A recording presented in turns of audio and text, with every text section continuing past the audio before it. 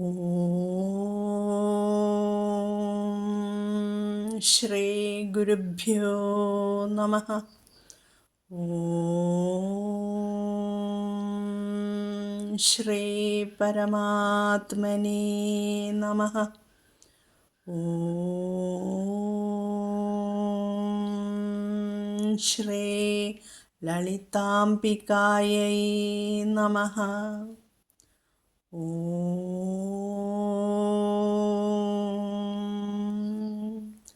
നമോ നാരായണായ.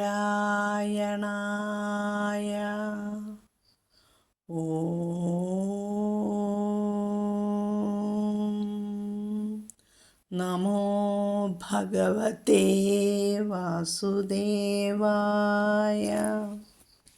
നമസ്തേ സജ്ജനങ്ങളെ, ഇന്ന് നമുക്ക് ശ്രീ വിഷ്ണു സഹസ്രനാമ സ്തോത്രത്തിലെ 19, 20, 21 ശ്ലോകങ്ങളുടെ പാരായണം നമുക്ക് പഠിക്കാം.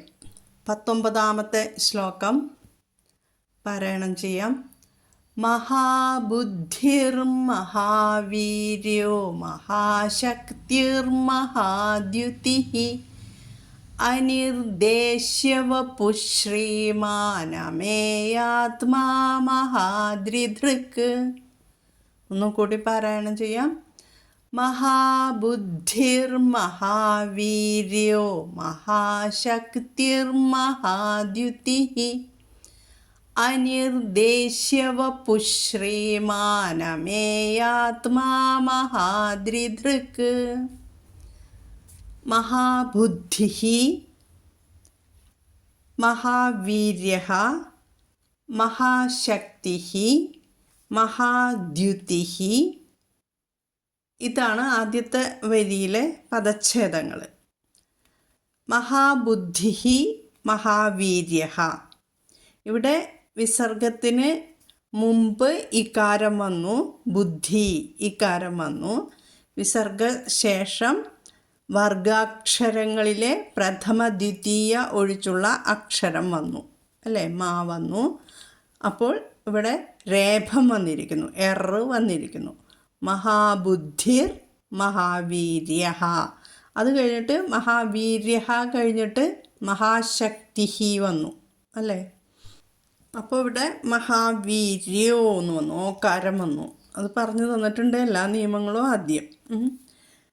അതായത് ഇവിടെ വിസർഗത്തിന് മുമ്പ് അകാരവും വിസർഗശേഷം പ്രഥമ ദ്വിതീയ ഒഴിച്ചുള്ള അക്ഷരവും വന്നിരിക്കുന്നു, അല്ലേ.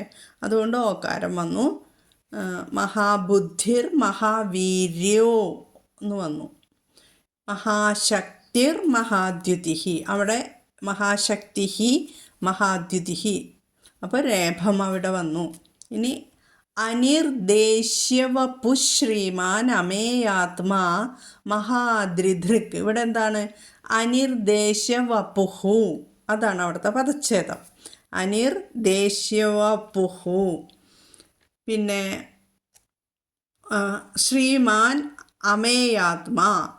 അപ്പോൾ ഇവിടെ ശ്രീ വന്നു. വപ്പുഹു കഴിഞ്ഞിട്ട് വിസർഗം കഴിഞ്ഞിട്ട് ശ്രീ വന്നതുകൊണ്ട് അവിടെ വിസർഗസ്ഥാനത്ത് ഷ പറയണം, അല്ലേ. വിസർഗം കഴിഞ്ഞിട്ട് ശ്രീമാൻ വന്നിരിക്കുന്നു. അപ്പോൾ അവിടെ വിസർഗസ്ഥാനത്ത് ഷ പറയുക.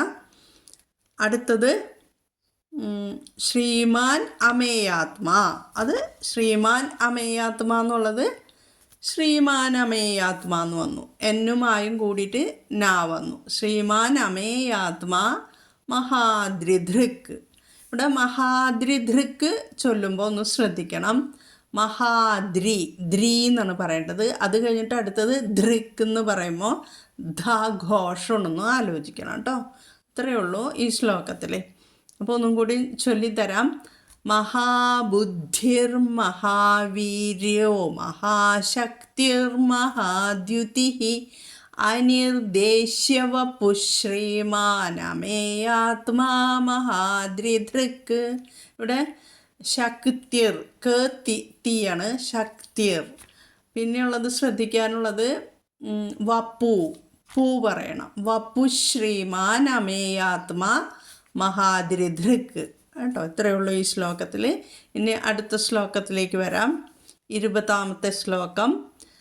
മഹേശ്വാസോ മഹീഭർത്ത ശ്രീനിവാസ സതാംഗതിഃ അനിരുദ്ധസുരാനന്ദോ ഗോവിന്ദോ ഗോവിദാംപതിഃ മഹേശ്വാസോ മഹീഭർത്ത ശ്രീനിവാസ സതാംഗതിഃ. ഇവിടെ മഹേശ്വാസോ, അവിടുത്തെ ഷ എന്നുള്ളത് ശ്രദ്ധിക്കണം. മഹേശ്വാസോ മഹീഭർത്ത ഭ ഘോഷം ശ്രീനിവാസസ് ശ്രീനിവാസഃ വിസർഗം, അത് കഴിഞ്ഞിട്ട് സതാംഗതിഃ. അപ്പോൾ ശ്രീനിവാസഃ സതാംഗതിഃ വിസർഗം കഴിഞ്ഞിട്ട് സ വന്നതുകൊണ്ട് വിസർഗം ലോപിക്കുകയും അവിടെ വിസർഗസ്ഥാനത്ത് സ ചൊല്ലുകയും വേണം.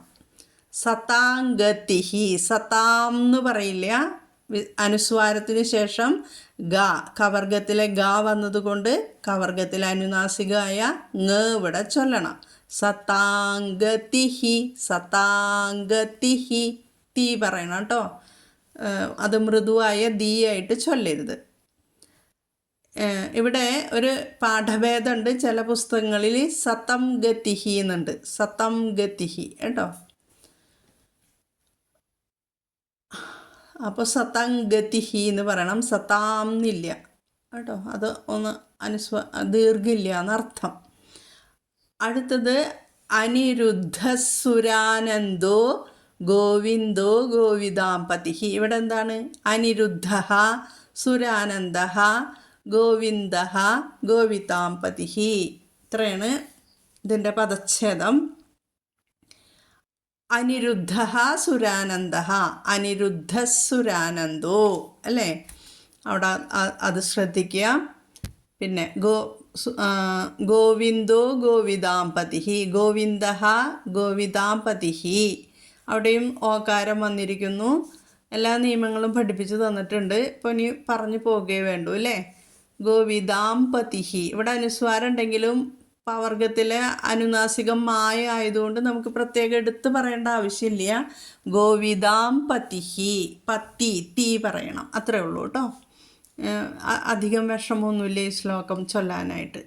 മഹേശ്വാസോ മഹീഭർത്ത ശ്രീനിവാസ സതാംഗതിഃ അനിരുദ്ധസുരാനന്ദോ ഗോവിന്ദോ ഗോവിദാംപതിഃ മഹേശ്വാസോ മഹീഭർത്ത ശ്രീനിവാസ സതാംഗതിഃ അനിരുദ്ധസുരാനന്ദോ ഗോവിന്ദോ ഗോവിദാംപതിഃ.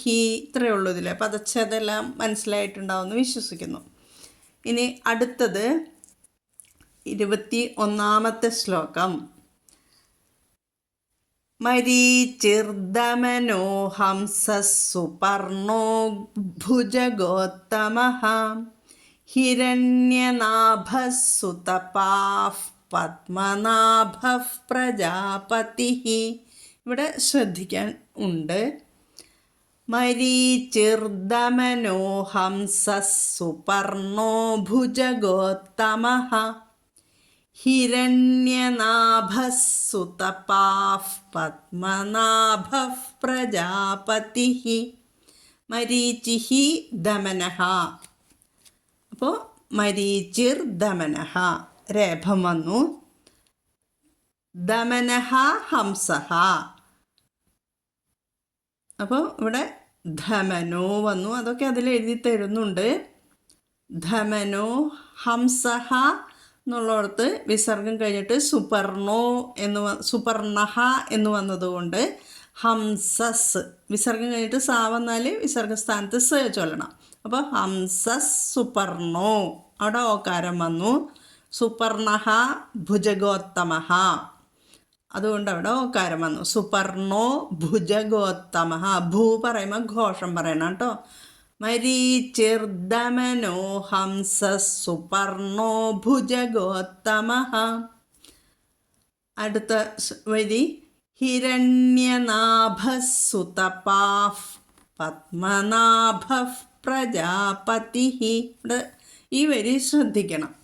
ഹിരണ്യനാഭഃ.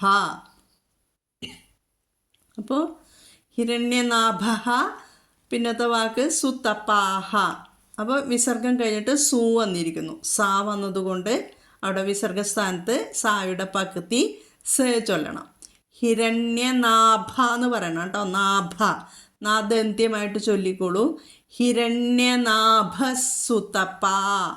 സുതപ കഴിഞ്ഞ് വിസർഗം കഴിഞ്ഞിട്ട് പത്മനാഭ എന്ന് വന്നു. അപ്പോൾ പത്മനാഭ പാ വന്നാൽ എന്ത് വേണം? വിസർഗം കഴിഞ്ഞിട്ട് പാ വന്നാൽ ഫ് ചൊല്ലണം. അപ്പോൾ സുതപാഫ് എന്ന് പറയണം. സുതപാഫ് പാ പറയണം കേട്ടോ. തപ്പാന്ന്. സുതപാഫ് പത്മനാഭ പ്രജാപതി. വിസർഗം കഴിഞ്ഞിട്ട് പ്രജാപതി വന്നിരിക്കുന്നു, പാ വന്നിരിക്കുന്നു, അവിടെയും ഫ് ചൊല്ലണം. അപ്പോൾ ഇത്രയേ ഉള്ളൂ ഈ ശ്ലോകത്തിൽ. എല്ലാ നിയമങ്ങളും എല്ലാവർക്കും അറിയാം. അതുകൊണ്ട് പ്രയാസം ഉണ്ടാവില്ല എന്ന് വിശ്വസിക്കുന്നു. ഒന്നും കൂടിയും ശ്ലോകം ചൊല്ലിത്തരാം. മരീചിർദമനോ ഹംസഃ സുപർണോ ഭുജഗോത്തമഃ ഹിരണ്യനാഭഃ സുതപാഃ പത്മനാഭഃ പ്രജാപതിഃ. മരീചിർദമനോ ഹംസഃ സുപർണോ ഭുജഗോത്തമഃ ഹിരണ്യനാഭഃ സുതപാഃ പത്മനാഭഃ പ്രജാപതിഃ. ഇത്രയേ ഉള്ളൂ ഈ 3 ശ്ലോകങ്ങൾ. ഇനി ഒന്നിച്ച് 3 ശ്ലോകങ്ങൾ എങ്ങനെ ചൊല്ലുക? മഹാബുദ്ധിർമഹാവീര്യോ മഹാശക്തിർമഹാദ്യുതിഃ അനിർദ്ദേശ്യവപുശ്രീമാനമേയാത്മാ മഹാദ്രിധൃക്.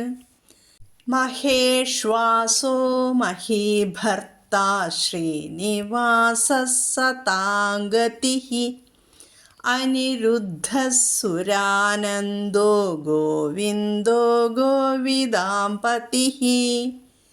മരീചിർദമനോ ഹംസഃ സുപർണോ ഭുജഗോത്തമഃ ഹിരണ്യനാഭഃ സുതപാഃ പത്മനാഭഃ പ്രജാപതിഃ. ശ്രീരാമ രാമ രാമേതി രമേ രാമേ മനോരമേ സഹസ്രനാമ തത്തുല്യം രാമനാമവരാനനേ. ശ്രീരാമനാമവരാനന ഓം നമ ഇതി. ഹരിഃ ഓം. ഓം ശ്രീ ഗുരുഭ്യോ നമഃ. ഹരിഃ ഓം. ഓം തത്സത്. എല്ലാവർക്കും ജഗദീശ്വരൻ്റെ കൃപാകടാക്ഷം ലഭിക്കണേ എന്ന പ്രാർത്ഥനയോടെ. ഹരേ കൃഷ്ണ.